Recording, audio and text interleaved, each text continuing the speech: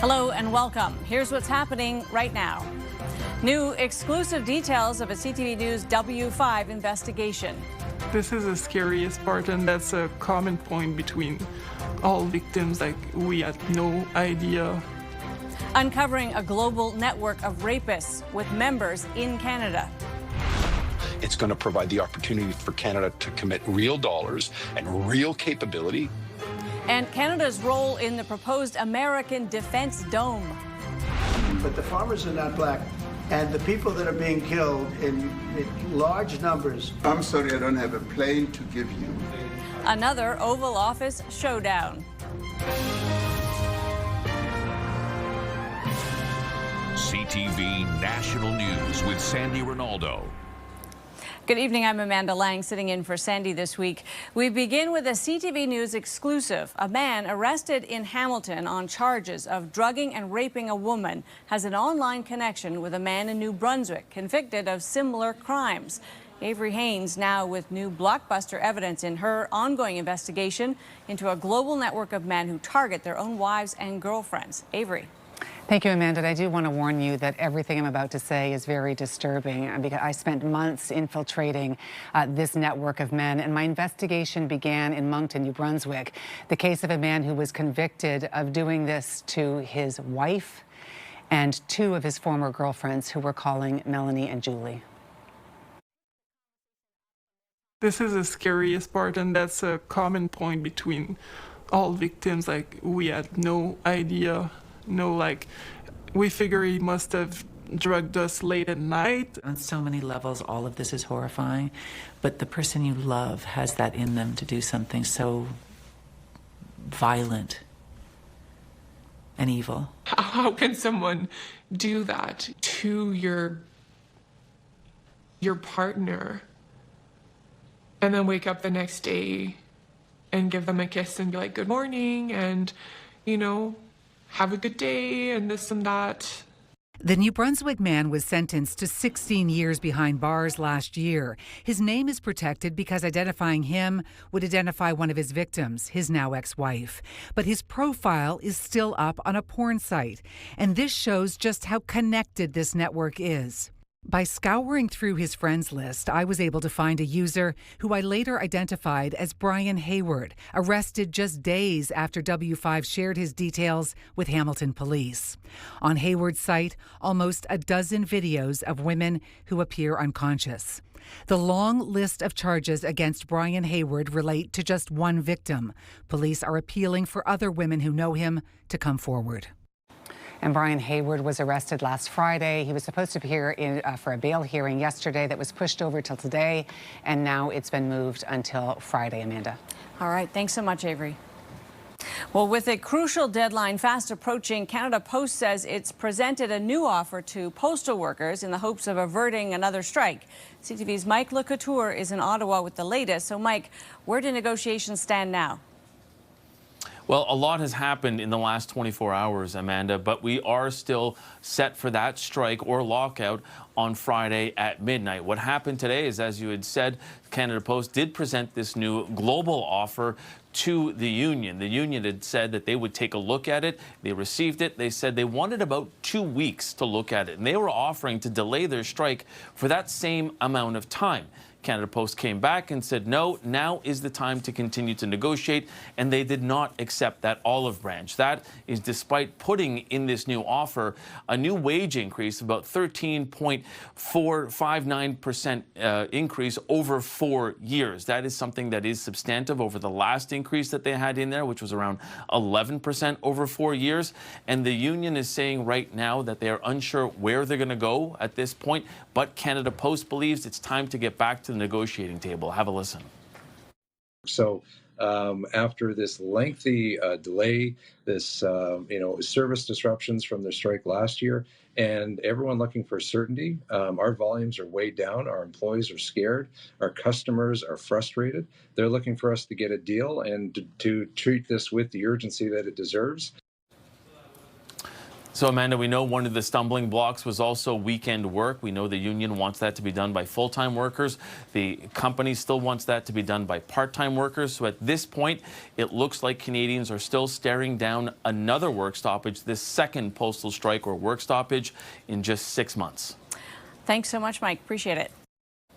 Ottawa has confirmed it's in active talks with the U.S. over an ambitious defense project that could shield both countries from ballistic missile threats. CTV's Abigail Bimman joins us with more. So, Abigail, what do we know about this Golden Dome? Amanda, this was a President Trump campaign promise, a comprehensive missile defense shield, a project headed by a Space Force general. And yesterday, the president in the Oval Office announced Canada wants to be on board. Canada, they want to hook in and they want to see if they can be a part of it. That sort of makes sense. I guess that's what I was talking about from day one. You know, it just automatically makes sense, and it won't be very difficult to do, but they'll pay their fair share. The Prime Minister's office confirmed to CTV News Canada is in talks with the United States about the Golden Dome program in connection to wide-ranging discussions, including about strengthening NORAD. But there are few details about a Canadian commitment. The Liberal campaign platform committed to more than $18 billion in defense spending overall.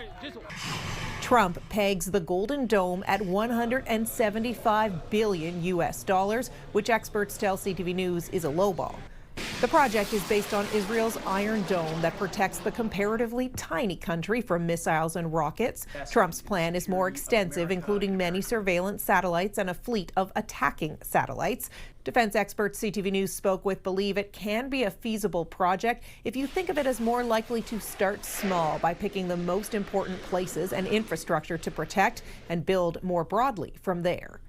So to me, this was a touchdown. It's exactly what Canada needs to do. It's going to provide the opportunity for Canada to commit real dollars and real capability through the F-35, through the over-the-horizon radar, through the future space-based things. President Trump has said this can be completed by the end of his term in 2029, something a number of defense experts say is unlikely. Amanda? All right. Abigail Bimman, thanks so much. At a moment of economic uncertainty, finance ministers and central bankers from across the G7 are gathering in Canada. The meeting is taking place in Banff and will lay the groundwork for the G7 summit next month in Kananaskis. CTV's Rachel Aiello is in Banff with the major items on the agenda and the tariff tensions that are hanging over it all. Amanda, Canada's finance minister says this summit is about tackling the most pressing financial issues collectively. Buongiorno. Benvenuto in Canada. Francois-Philippe Champagne offered warm Canadian welcomes this morning before getting down to business. The finance minister and Bank of Canada Governor Tiff Macklem are leading the summit's working sessions, bringing together the leaders of the world's largest economies. All right, let's go to work.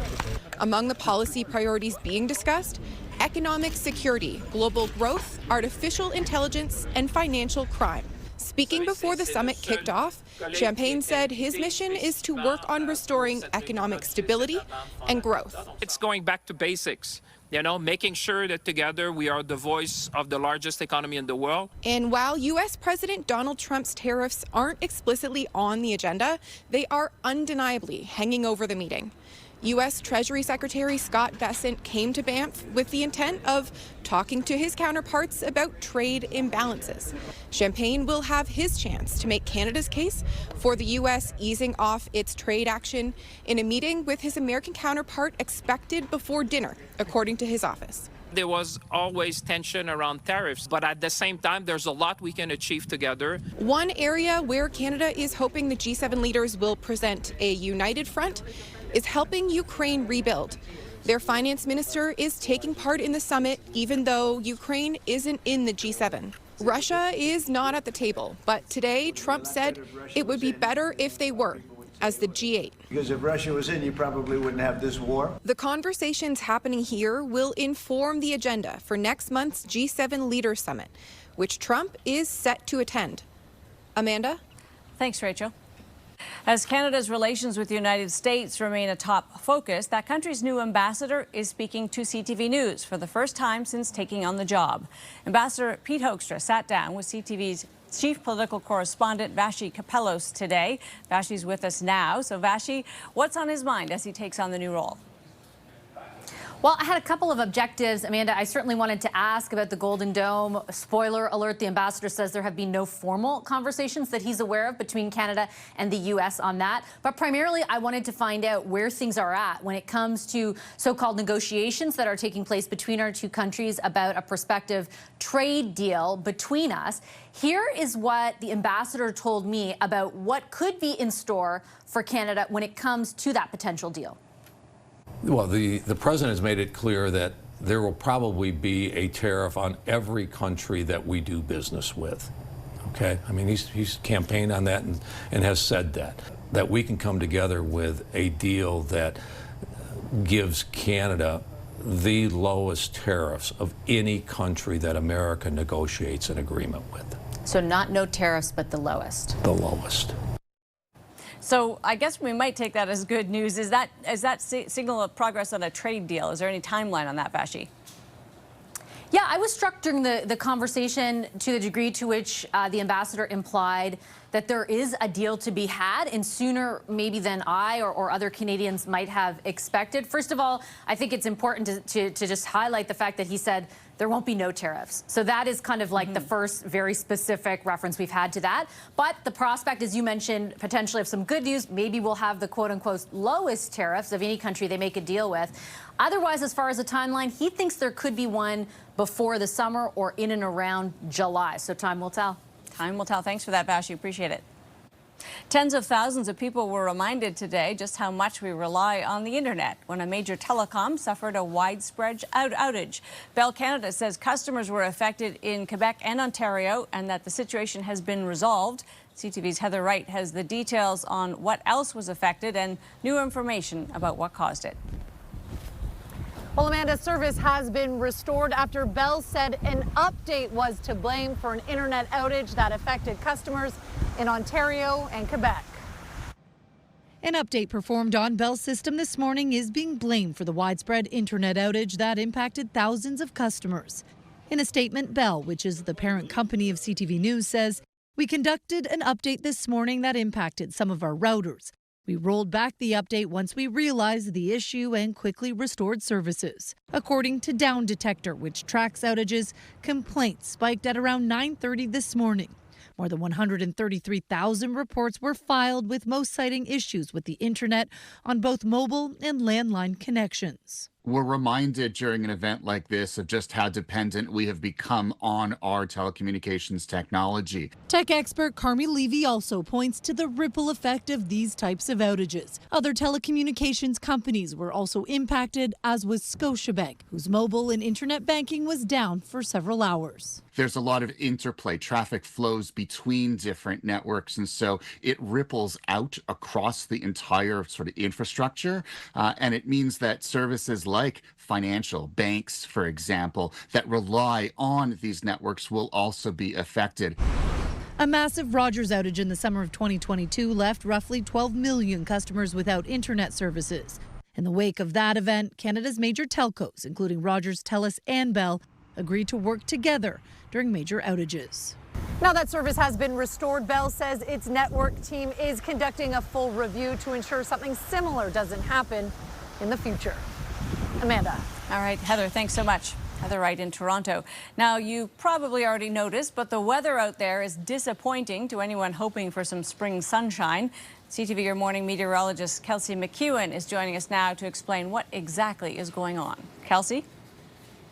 Well, to answer why it's cool in parts of Canada, we have to look big picture. This is the upper air pattern for North America, but our atmosphere is connected right around the globe. So as we come back to Canada, we can see what's building in over the next couple of days is this large upper trough. This green line here, this is our general approximation of our jet stream. And when it dips this far south, there's the availability of colder air to the north to move its way in. That's happening over the eastern half of the country, you see, as we head right into the weekend. What's interesting is is in behind it, an upper low sitting close to the Aleutians really builds this upper ridge over areas of Western Canada. So while today is cooler in portions of the prairies, it warms up beautifully over the next couple of days. Not much precipitation. We'd like rain at this point, but certainly much warmer for the west. So we'll start first with temperatures today through Friday over the eastern half of the country, and you can see 5 to 10 degrees below seasonal averages. Typically, it's closer to like 20 degrees this time of year. Certainly not seeing that. In fact, some spots in Newfoundland, Cape Breton, PEI stay in single digits over the next couple of days. We also have rain at the surface, so that keeps it cool as well, as we don't see a lot of sunshine within the forecast. Areas of Western Canada warm up after today. Regina going from single digits, 10 degrees warmer by Friday. We see that same warm up happening in parts of Alberta and into BC. Temperatures holding steady in the mid-20s right through the BC interior. Back to you. All right, thanks, Kelsey. A Canadian is set to receive the NBA's top honor, with ESPN reporting that Shai Gilgeous-Alexander will be named the league's most valuable player. Foul, bucket, counted, and one. The 26-year-old Hamilton native, commonly known as SGA, led the Oklahoma City Thunder to a league-best 68 wins and led the league in scoring. He's the second Canadian to win the award after Steve Nash. Coming up, tense moments in the White House. But the farmers are not black, and the people that are being killed in large numbers. A confrontation over unfounded claims.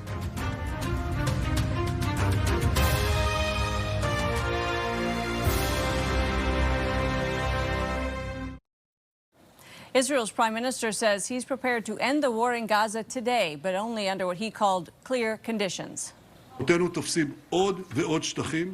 In a speech today, Benjamin Netanyahu said Hamas must be defeated and that in the end, Israel must have security control over all of Gaza. The UN said almost no aid that entered Gaza this week has reached Palestinians and that most of the supplies were stuck in a loading area because of the security situation. This follows mounting international pressure to allow essentials to reach people on the brink of starvation. And a group of foreign diplomats, including 4 Canadians, came under fire in the occupied West Bank today. The Israeli military said troops fired warning shots because the delegation deviated from an approved route and apologized for the incident.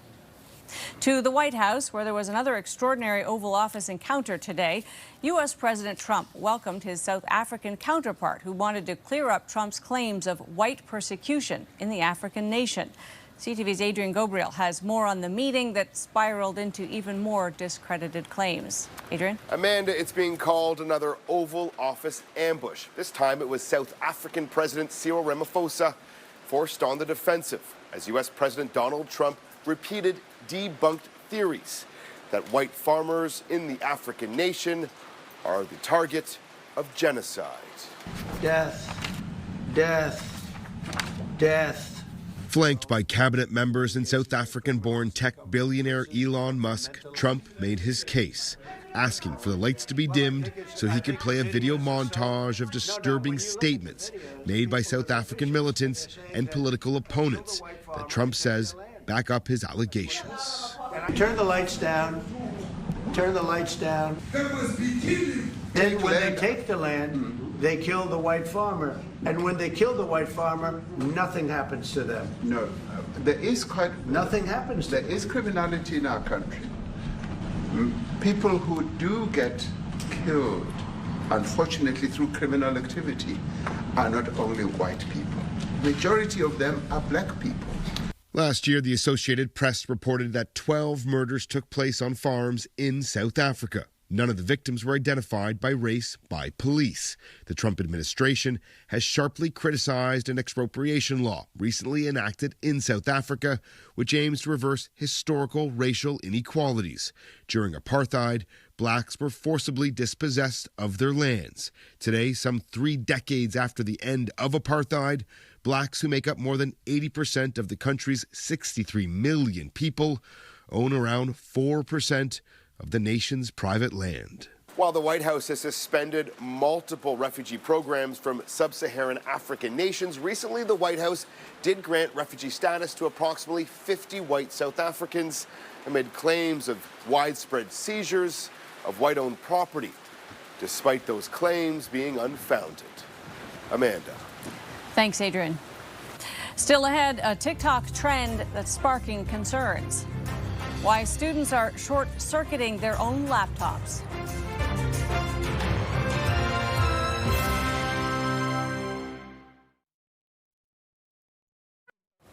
A new and potentially dangerous social media trend is showing up in some Canadian classrooms. It's called the Chromebook Challenge, and it has led to fires and some injuries.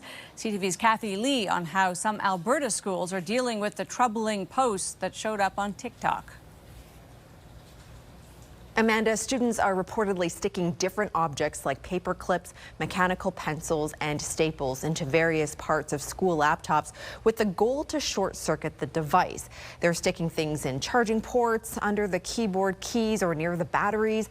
When a short circuit happens, the laptop can either start to smoke or catch on fire. Students will record their laptops and share the footage on TikTok or Instagram for likes. The Catholic School Board in Calgary has confirmed an incident in a high school, and the public and Catholic school boards in Edmonton have also confirmed cases. In one incident there, the fire department was called in. When we think about social media and our young, impressionable minds, we think about a currency of attention and validation. That's really where this begins as well as ends. Then there's also this idea of peer pressure. No telling where exactly this will end, but I do think that there are some pretty swift and severe measures being taken by schools to stop this trend immediately in its tracks. The potential fires aren't just the danger, so are the fumes and toxic chemicals coming from the laptops.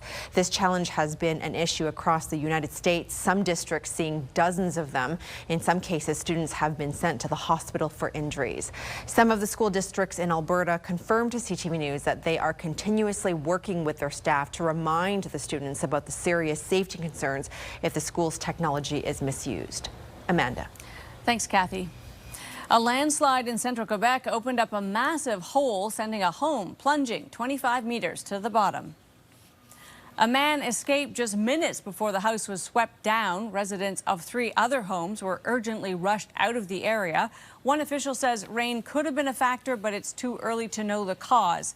The area is prone to landslides. The soil there is clay. CTV National will be right back.